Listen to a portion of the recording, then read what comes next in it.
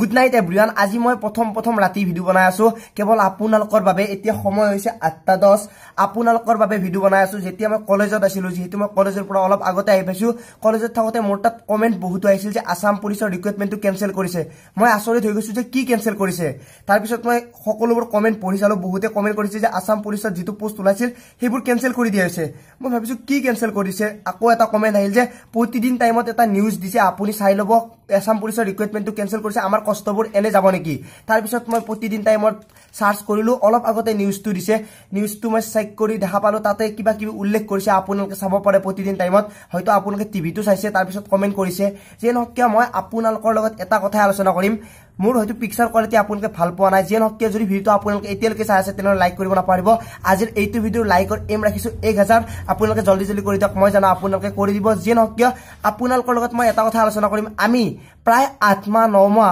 এবছৰে হ'ব এবছৰ ধৰি আমি যদি ইমান কষ্ট কৰি থাকাৰ পিছত যদি কেনসেল হয় তেতিয়া আমাৰ কিমান প্ৰবলেম হ'ব আমাৰ কিমান কষ্ট হ'ব এবাৰ ভাবি চাব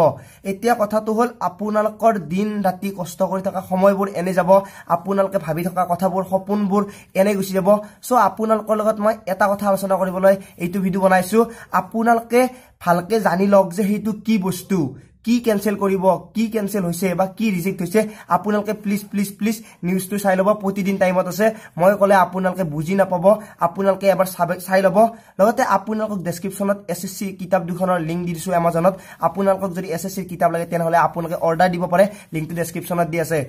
মই আকৌ এবাৰ কৈছো যদি কেনসেল হয় তেনহলে আমি ভাবি থকা সপোনবোৰ ইমান কষ্ট কৰি থকা আমাৰ দুখ কষ্ট কি হ'ব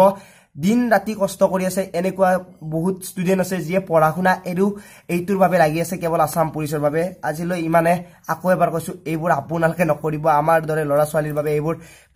প্লিজ এবাৰ ভাবি চাব আমাৰ জীৱনৰ লগত কি খেলা খেলি আছে যেন কিয় সকলোকে কৈছো